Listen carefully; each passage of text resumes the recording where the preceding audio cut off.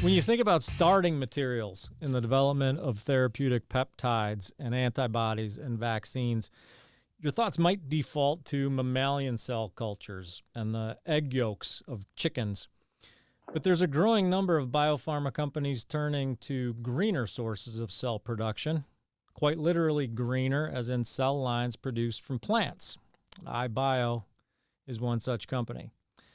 A developer of therapeutics and vaccines derived from hydroponically-grown benthamiana, and I probably pronounced that wrong even though I practiced it prior, a close relative of tobacco, iBio is exploring a broad pipeline of candidates to address fibrotic diseases, oncological indications, COVID-19, and even swine flu in feral and domesticated pigs.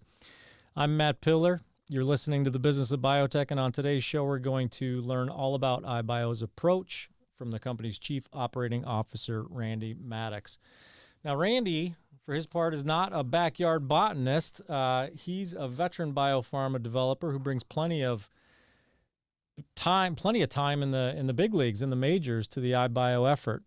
Prior to joining iBio, Randy was SVP and Chief Manufacturing Officer at Aptevo Therapeutics. He was VP and Site Director at GlaxoSmithKline, where he led the largest biopharma development and manufacturing site within the GSK network and helped launch GSK's CDMO services business. Prior to that, he worked in senior quality and operations positions at Human Genome Sciences and Biogen.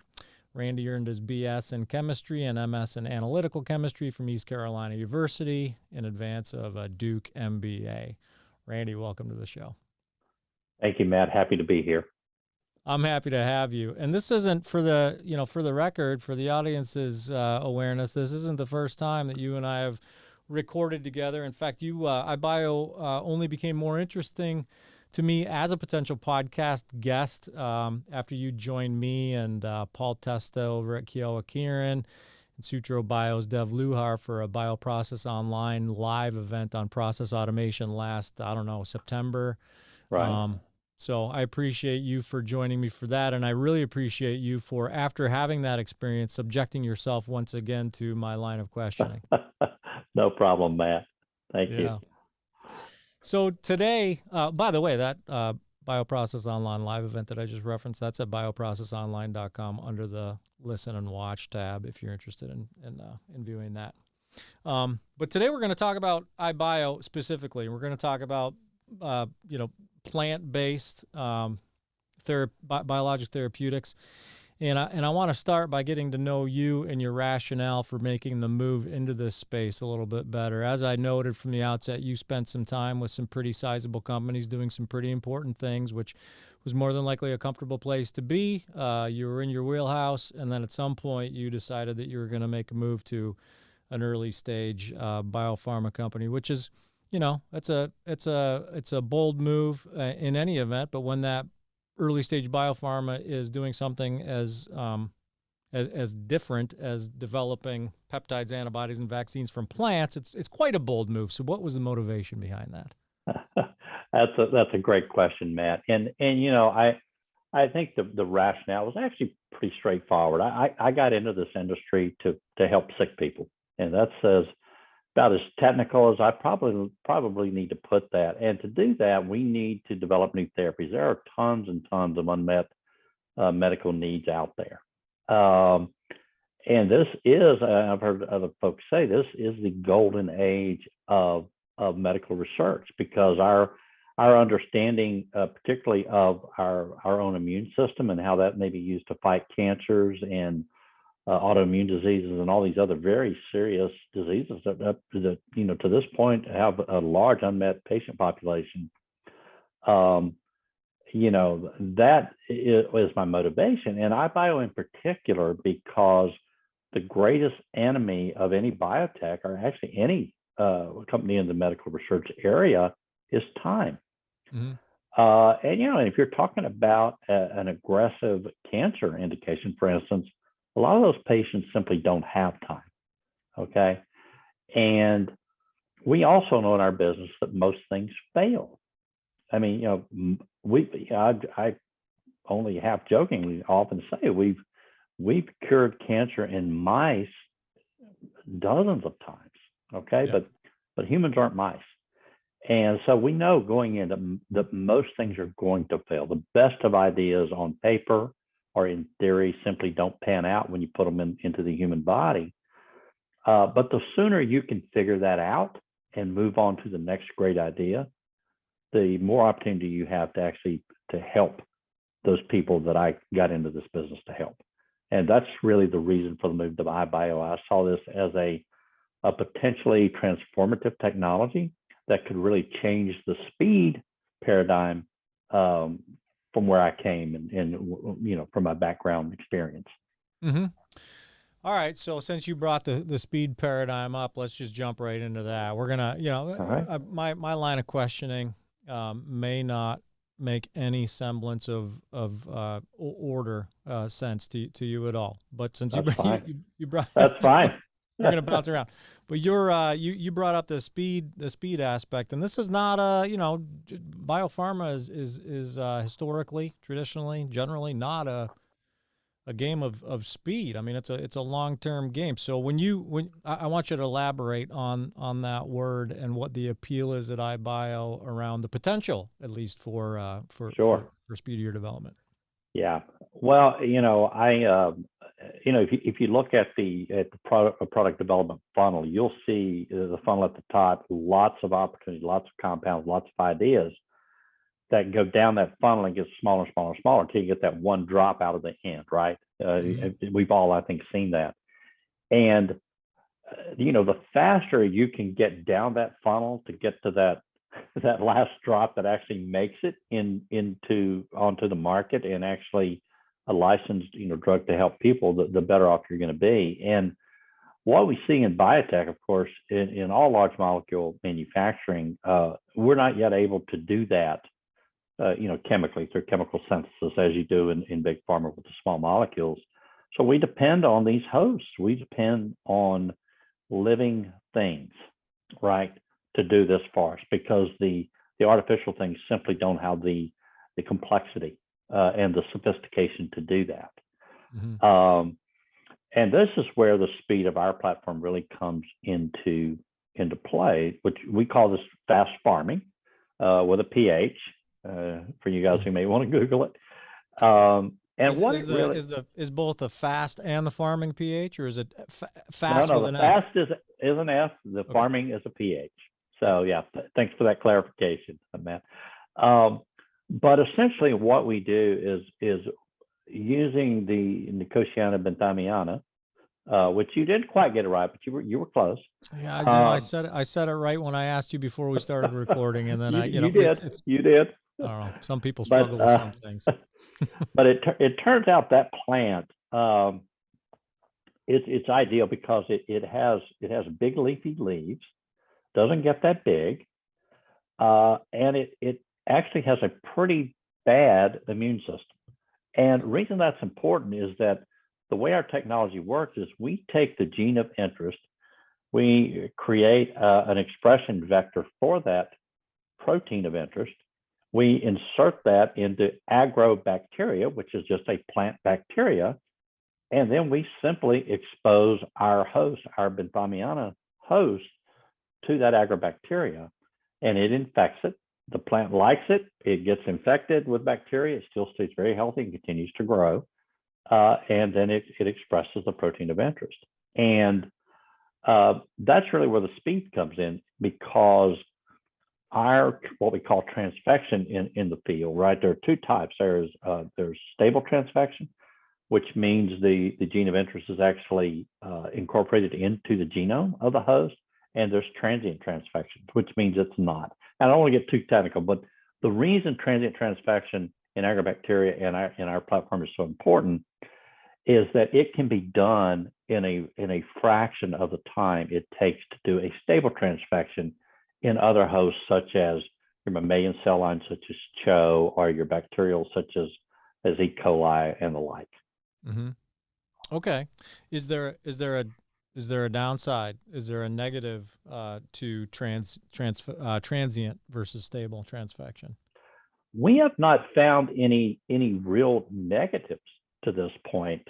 In fact, we know it's able to express a wide variety of proteins, everything from cytokines to growth factors, to antibodies, to FC fusion proteins, all of these type things. I think if there's a disadvantage right now is that the body of data out there is not nearly as large as what you see for a lot of these mammalian systems. Because if you recall, CHO, for instance, and I keep talking about CHO, Chinese hamster ovary cells, because that's been around for 30 plus years. Okay. It was actually, it got traction because I believe it was Genentech, and somebody will correct me if I get this wrong, but I believe it was Genentech that had problems expressing one of their early molecules in the host they were using. And they were scrambling, and they said, wow, somebody had this immortal cell line made from a Chinese hamster ovary, a cell, and they used that, and lo and behold, it worked. But when they started out, they were at very low titers, somewhere around, a quarter, 20, 25 grams per liter. And now, of course, that's grown to, you hear all sorts of numbers out there, probably averaging around somewhere 3, 4, 5 grams per liter, and even higher in some cases. But that took 30 years, and there's a huge body of data on that. And, with our platform and in plants, there's a far smaller body of data.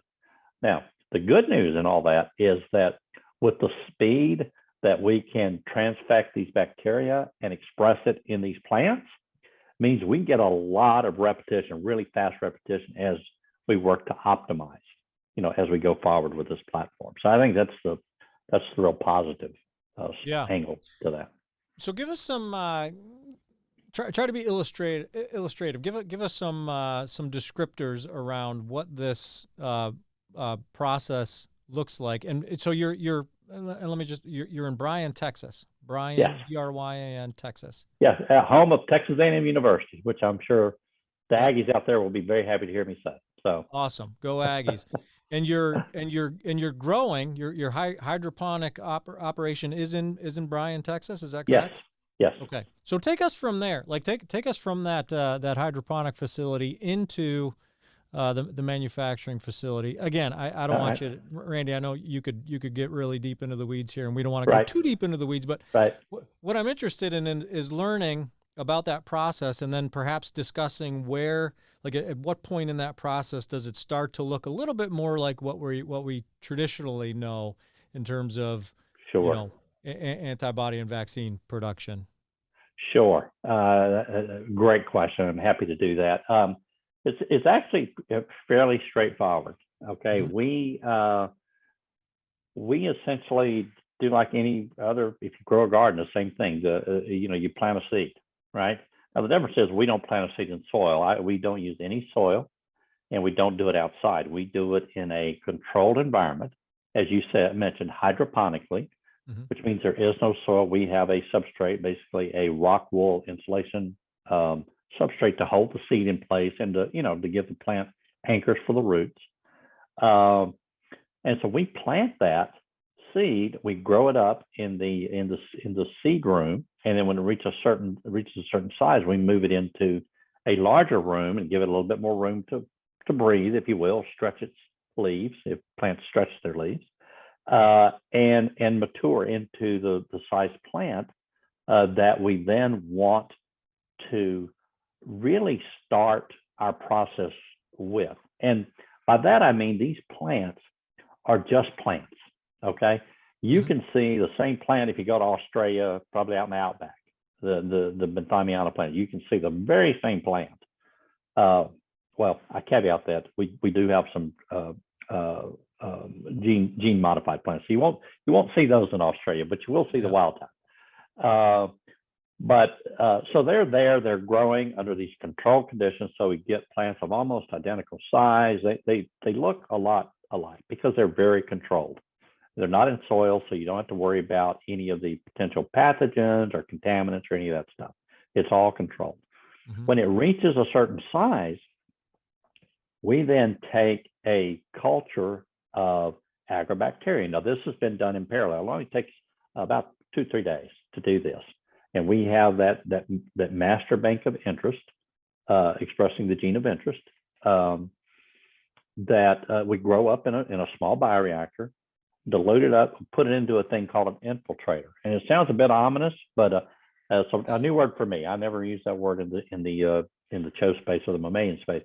But an infiltrator is nothing more than a big vat. Again, it's controlled. It's stainless steel. It's GMP, all of this stuff. But it's a big vat of agrobacteria, diluted agrobacteria. We simply take our plants, turn them upside down, dip them in the agrobacteria, pull a slight vacuum, and lo and behold, the agro gets sucked up into the leaves. We flip them back over. We put them then in what we call the post-infiltration room, and we leave them there for just a few days, just like 2, 3, 4 days. It really depends, on the specific product. And then we harvest it. And harvest it just essentially means collecting the leaves, homogenizing them, centrifuging them, and then purifying.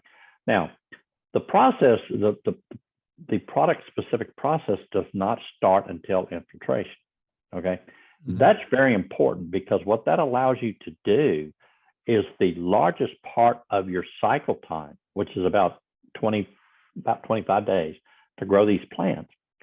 They're not product-specific at that point. You can literally put any product you want to, okay? Mm-hmm. You don't have to decide until your last 3 days, right, of the process, right? 3 days. Yeah. So what that gives you is extreme flexibility and speed because, again, the plants are there. You have a ready stock of plants and they get ready. We go, okay, what are we going to put in them? And we can say, oh, we're going to put antibody A or we're going to put, cytokine B or whatever. Now, obviously, there's a little more planning to it than that. We don't do it the day of, obviously. But you do that. And from there on, it is product specific. And once it hits what we call downstream or purification, really from centrifugation on, forward to putting the product in the freezer, that looks very much like your standard mammalian or microbial cell culture process. A series of column purifications, tangential flow to get your formulation and your concentrations correct, sterile filtration, and then the bottling and freeze down. Right. Yeah. All right. So that explanation opens up a host of questions. And I'm not sure where to start. It's a tough one where to start. So so let's start here. Volume. What kind of volume are you working on now? And you're for the most part preclinical, correct, Randy? We are preclinical, yes. Yeah. So heading into assuming that you've got some candidates that are going to be heading into clinic in the near term, which your preclinical pipeline, by the way, is pretty stout. I mean, you've got it looks pretty ambitious from my point of view. It is, yes. It's broad, and there are quite a few of them. So heading into clinical operations, what kind of volume are you capable of right now? And this is going to lead. It's a sort of a lead-in question because I want to get back to that agility point that you made because I think that's an important one. Yeah. Well, it was interesting at BPI. I gave a talk on this about the platform, and somebody in the audience asked me, "Well, how much protein can you make?" And the answer I gave them was, and it wasn't a coy answer, it was a truthful answer, was we can make exactly what you need. Okay. Mm-hmm. And the reason I say that is, as people that are familiar with your standard bioreactor-based production know, you are set into discrete volumes, right? You may have a 2K bioreactor, for instance, that maybe you have a turned down volume of 1,500 or 1,200, but still you're limited in that range. With our platform, you can do you can do one plant or 1 million plants. I mean, you're only limited by the number of trays, racks, and lights that you have. Yeah. Okay. So in terms of the scale of what we are capable of, our facility has in excess of 1,000 tray capacity, which is a lot of plants, by the way. If you walk in there and you see the big LED lights, you go, wow, that's a lot of plants. So it is a lot of plants. Mm-hmm. But then we can do all the way down to, we could do 1 tray of plants, And if my R&D colleagues call me and say, hey, we need some protein to do to do some in vitro studies, look at binding affinities activities. Okay, then we produce a very small amount, purified on a small scale skid, if you will, in actives, what we use, just like most folks use to purify proteins, and we deliver it, and we can do it very quickly, within a couple of weeks.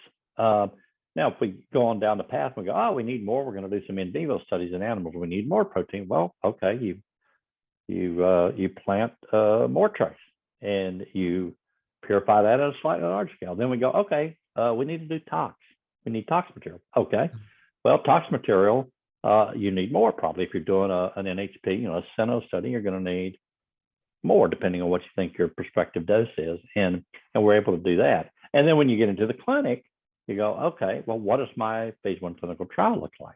And what does the expansion trial look like? And then we can essentially scale to meet those needs. Yeah. Yeah. Makes a ton of business sense at the stage they're in, preclinical, heading into the clinic. Sounds advantageous to be able to throttle up and throttle down accordingly. Frankly, I'm making a giant assumption here, but I would assume that the plants themselves and the hydroponic, the facility to grow them, isn't a giant. It's not a giant line item, I would assume. I mean, it's not a huge. It doesn't sound like it would be a very expensive source material. Oh no! Well, the plants themselves are really cheap. That's what I tell people all the time. They're like, "Well, should we plant all of this? We don't know for sure if we need all of it." I'm like, "Okay, well, plants are cheap, and they really are." And you're right, because really, when you think of a standard cell culture based plant, a facility, I don't want to use plant and then confuse people, but the facility. Mm-hmm. You're talking about an upstream portion, right, where you produce your protein. You actually make your protein in these living hosts. Right. Is very capital intensive. Even if you're using single-use bioreactors, they're really expensive. They're not great for the environment because there's a lot of plastic, even though, we try to recycle things and so on and so forth, but still lots of plastic, lots of, power from the standpoint of making water for injection, for instance, for upstream and those type of things.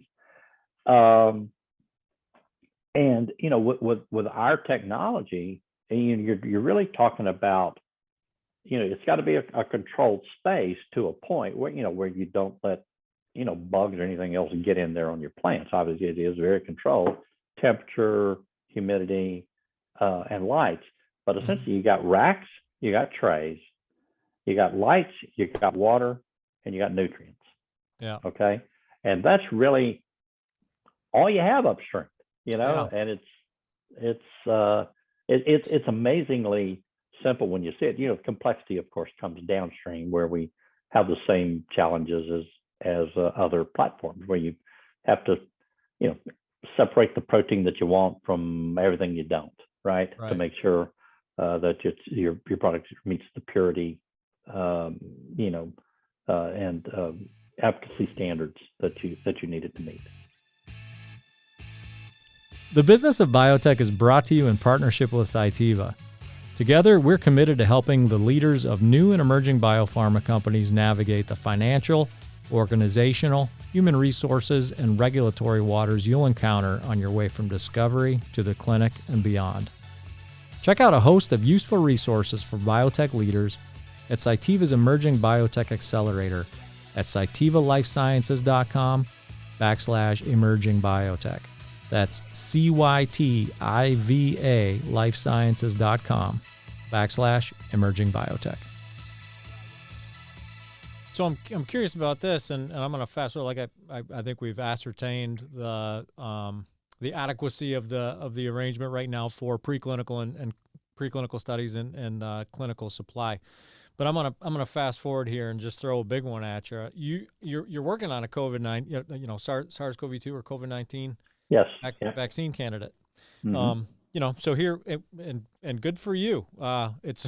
not a bad idea, right? As we see what's going on. So this episode is going to drop at some point in early to mid Q1 2022. But as we record it, we sit here today in December 2021, and we're in the throes of the Omicron variant of COVID-19.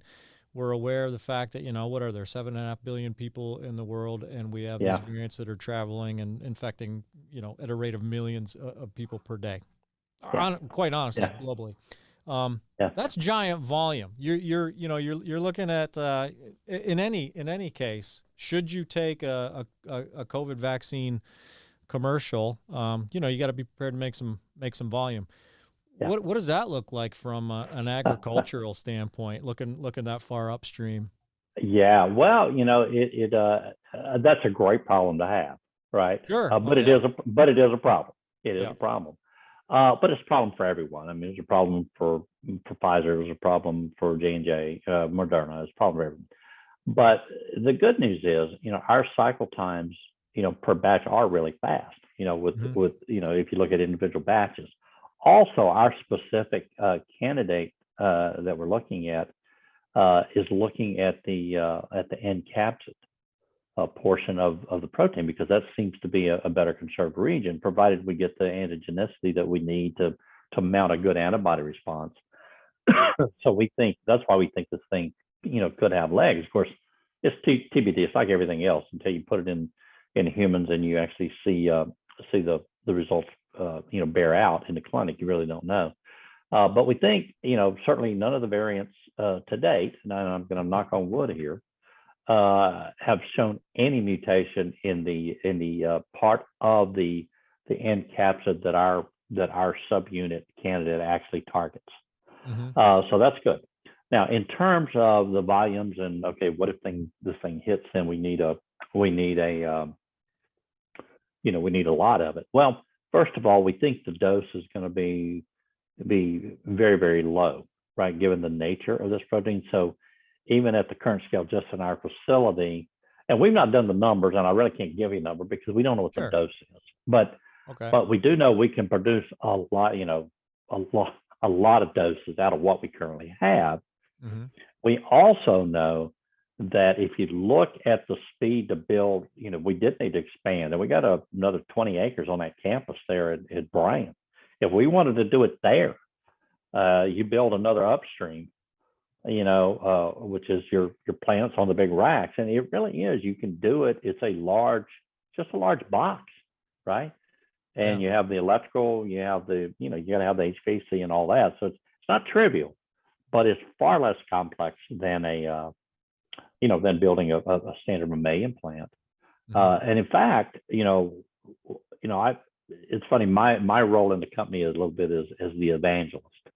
That's sort of the role we took, because I'm such a cheerleader for the technology. And my vision certainly is I would like to modularize this thing where we could have fast farming capabilities all the way from the university research scale to the clinical scale, to maybe small emerging biotechs that don't have the $5 million or plus that it takes to make a batch, a clinical batch in CHO, to the commercial manufacturers in maybe countries that are less sophisticated, that they just don't have the capital available there to actually be able to almost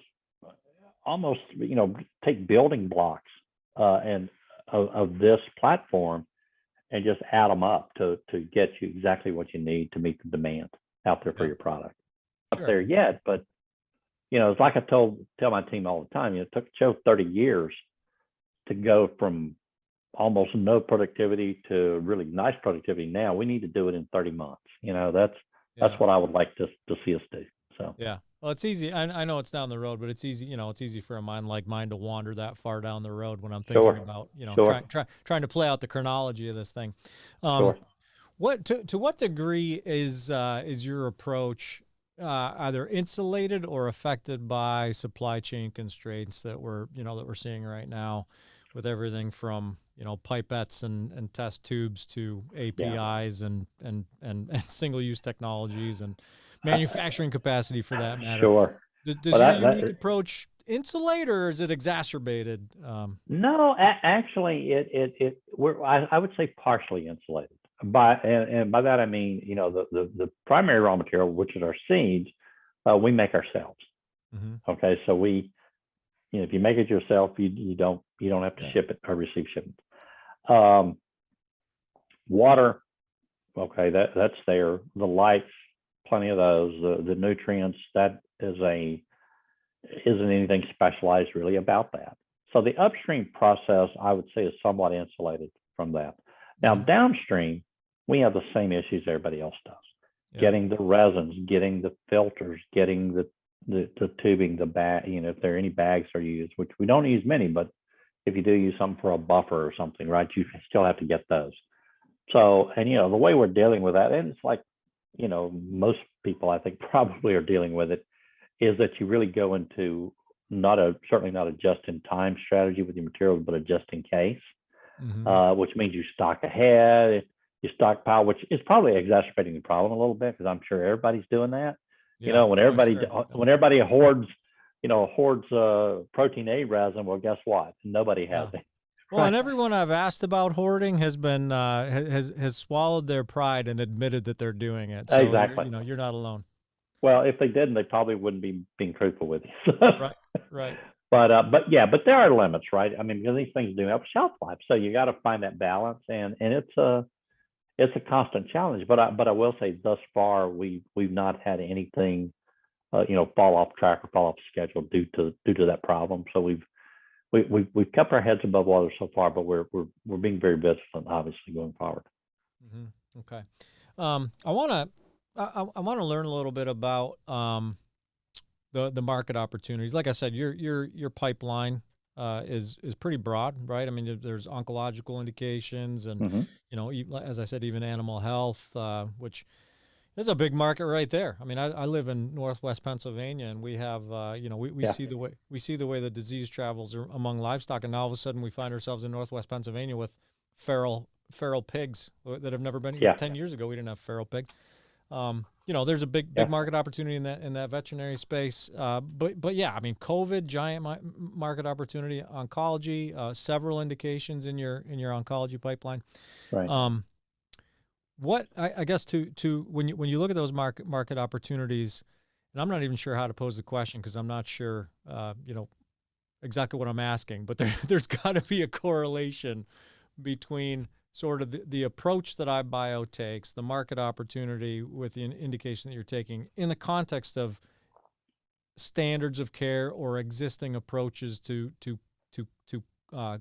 clinical therapies for those indications, right? Like, I guess maybe a good way to put it is where do you see iBio and its approach kind of fitting into the competitive landscape in those markets you're going after?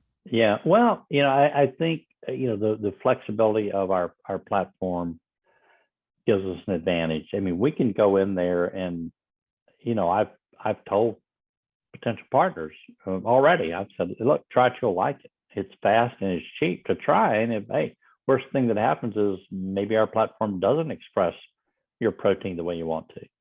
Now, that hasn't happened yet, but I'm sure it will. There's no platform on earth that does everything well, right? Mm-hmm.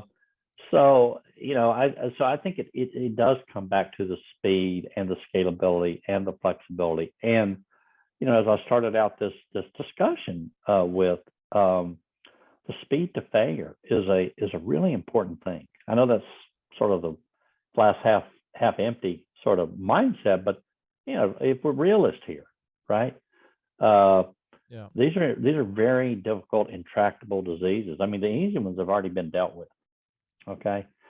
And so even as we get smarter and more capable and the technology gets better, the challenges are still tough. And the sooner, again, we can get protein in a researcher's hand or a doctor's hand, the sooner we know whether we've got something there. And now, of course, we only solve one part of the puzzle. Okay, we can get from an idea to a protein much faster, we believe, than most anybody else, based on the intrinsic, advantages of our technology. But then guess what? Everything hits the same thing. You got the IND, you've got the clinical trials, you got all of this stuff, these enrollments.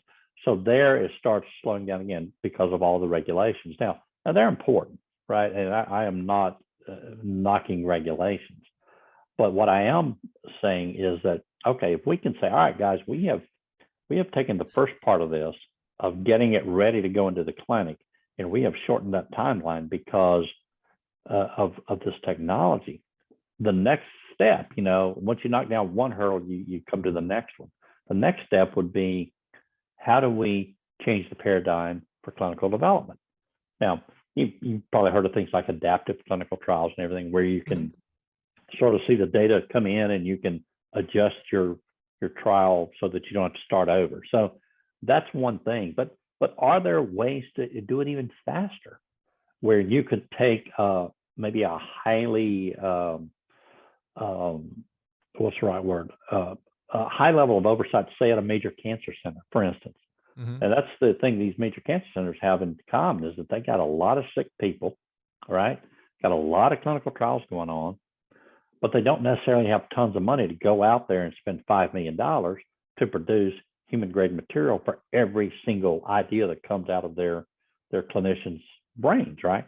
Right. So is there a way that a technology like iBio that can do this in a fraction of the time, could we work with them in partnership to take them to that next step, to say, all right, not only can we get you GMP material in a matter of just a few months versus, a year and a half or 2 years, but just a few months, can we take that and create a very small, very well-controlled, huge oversight clinical trial for patients that really don't have many other options? And can we make these things move quicker, so that we can give more patients more hope, more opportunity for curative, or at least, prolonging treatment. So that, and again, that's way outside my lane. I'm certainly not have no influence over the or very little influence over the regulators or anything, but I think that will be the next challenge as we, as the front part gets better and better. Sure. Well, I mean, yeah, like you said, it may be you may not have a ton of control over that, but it certainly speaks to the statement you made from the outset when I asked you why you got into this business. Sure. Affecting that paradigm would certainly work towards your mission of more efficiently impacting the patient population. Absolutely. Yeah.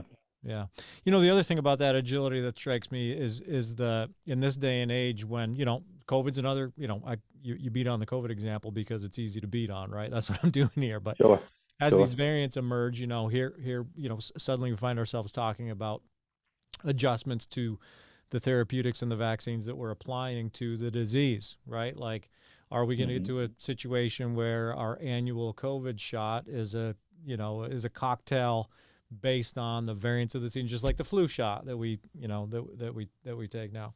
And when that happens, it'd be nice to have that 3-day production cycle before you determine what that protein is going to end up as. So when I think about addressing global patient needs and being agile in terms of the actual therapeutic that you're putting to market, that seems like an advantage. Yeah, no, I think it absolutely is, and too, in the broader sense, is there an opportunity for an encapsulated approach like we're taking, which I think we're the only ones out there in the space actually doing it. There are several, I think 7 or 8 N+S, where they're going after the spike protein and the encapsid, but the spike protein keeps changing. So what is it? I think is a real question. Yeah. Right? You enroll your trial with this spike protein, and then the new variant comes out, and you go, well, that's not a problem anymore. Now it's something else. Right. So could our approach actually create almost what we might term a pan-corona type of vaccine, where you don't really worry about the variants. You just say, all right, well, once you build up these antibodies to this conserved region of the virus, anytime it sees the SARS-CoV-2, primary virus, even if it's got some, like people with red hair or gray hair or black hair, right? If it's the same person underneath or the same virus underneath, and we help people mount that antibody response and have that protection, that could really be meaningful. And again, it's very early. We're a long way from all of that, so I don't want to get too far ahead of the data. But I think just having that approach, certainly from our own thinking and the feedback we've gotten from some key opinion leaders, seems to be worthwhile. Mm-hmm. So, yeah. A couple more questions, Randy, and then we're running short on time. Here's a fascinating topic, and it seems like time is just kind of flying by here as we talk through it. When you look around, though, the, at your competitive set, obviously your competition is broad. You're competing with traditional producers of therapeutics for the indications you're pursuing. But more specifically to the plant-based development of biologics, I've only talked with a handful. Not too long ago, we had a couple of guys who were working on developing biologics from spirulina, which I guess is arguably a plant-based approach. But it's not super common in my world just yet. What does that competitive kind of set and landscape look like? Well, it is a fairly small subset. I'm not aware of anyone else that actually does it the way we do, hydroponically with, in a controlled environment. You have other people out there that do everything from field grown to greenhouse. And I think everybody else that I'm aware of at least uses soil for one thing, which is another variable. And again, on one hand, you could call them competitors. I don't know if I would really term them competitors as much as, and a partner is not the right word because we don't have any formal relationship, but I think that the idea of plant-made biologics just getting out there through these other companies, people like Medicago or Kentucky Bio or some of these other things, it may be a case of sort of all boats rise on the tide, because this world right now, we are, well, as everyone well knows, the whole environment, climate change issue is huge on everybody's mind. And we've not really talked a lot about that, but you would hope that and think that using plants, which are green, no pun intended, has at least the potential to maybe be a more sustainable way of making pharmaceuticals. This has been cited probably several times, but by others. But one study came out not so long ago that the pharmaceutical industry is 55% more carbon intensive than the automotive industry, which is shocking if you think about it. You're like, wait a minute, you're making drugs, they're making these big behemoth cars, but if you think about it, if you look at all the energy to make steam and to keep things sterile and to create these pressurized environments and all this stuff, there's a lot to it that you probably don't think about. So that's another area where we hope, and we're actually looking into, so we can actually quantify that and put some data behind it. But we're hoping that there's a real potential that what we're doing is better for the planet as well. Yeah. Well, I would imagine that your upstream supply chain logistics sound like you're not necessarily you're not running planes, trains, and automobiles to to put materials into place for production. So right there, I can imagine it's pretty impactful. And I mean, if your starting materials are absorbing carbon dioxide and creating oxygen, that's a good place to be as well. It doesn't hurt. Now, whether it amounts to something significant or just noise on the baseline, we don't know yet. But that's why we're doing the work. Hey, it's PR spin. It's a good talking point. It's a great talking point, and it's got to be at least as good, if not better. And we really do feel like there should be some inherent advantages there. But when the data comes out, hopefully it confirms that, and we will. maybe we can talk again, and we can talk purely around sustainability and all the great things we're doing for the planet. That'd be a great topic.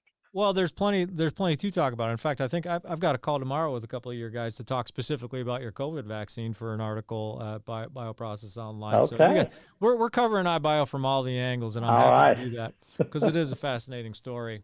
Yeah. One last question for you, Randy, before we kind of wrap things up here. Is there opposition?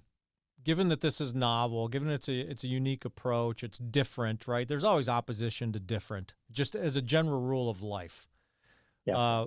Do you see any uphill challenges maybe in the investment community or among the research community, regulators? Where do you see perhaps the heaviest headwinds? I think the heaviest headwinds are really that we are in a very, very conservative industry. Mm-hmm. Okay, we are. You would think with all this great medicines that we produce and everything, you would say, wow, pharmaceutical, biopharma, man, these guys are technologically leading the pack. It's not true. I used to joke with my warehouse people when we put in barcoding. And I was like, congratulations, guys. We're now doing what the food industry has done for 40 years. Okay. Right. So I think that's a big challenge. Change is hard in our industry because when you change, you take risk, right? Now, the thing is, okay, you're a small biotech. Okay. You got a lead compound. Your whole company hinges on that compound, right? And you go, okay, I can put it in CHO, which there are, 40 approved drugs or more using that platform. Or I can go out here and try this thing I've never heard of called iBio FastPharming. Well, if money weren't an issue, the conservative person, which a lot of us are in this business, would say, hey, I know it costs a lot more. It takes a lot more time. Fraught with the scale-up challenges and all this other stuff. But you know what? There are 40 drugs out there approved. So if I go with these plant guys and it doesn't work, then I'm going to get fired. Okay. Yeah. So I think that's the challenge, is the fear of the unknown and the fear of change and fear of doing something different. And that's why we're pursuing our own pipeline. Yeah. Because, well, not only does it create value for our company and our shareholders by developing drugs, so that's really where the results are and where the value is, but it also hopefully helps us validate our platform so that others will look at it and go, when that guy Randy Maddux tells me, hey, I can get you GMP protein in a quarter of the time at 20% of the cost, they believe it. And they believe at the end of the day, they're going to have something they can put into people in the clinic that's going to work. We're going to deliver to them. This platform is going to deliver to them, and they're not going to get fired as a result of doing that. So yeah. I think that's it's like anything else. Hey, you can bet that back when CHO came out 30 years ago, nobody was clamoring for that. It was born of necessity. Okay. Yeah. And in the industry today, with the capacity constraints at a lot of your big mammalian, CDMOs and everything, where you're 18 months out, 2 years out, even further, not to mention the millions and millions of dollars of cost. What I would say to other folks out there in these biotech startups is, well, number one, time's your enemy. Number two, you got to take prudent risks. And what's prudent? Well, if it works out for you, it was prudent. If it doesn't, then it probably wasn't, right? But you got to take prudent risks.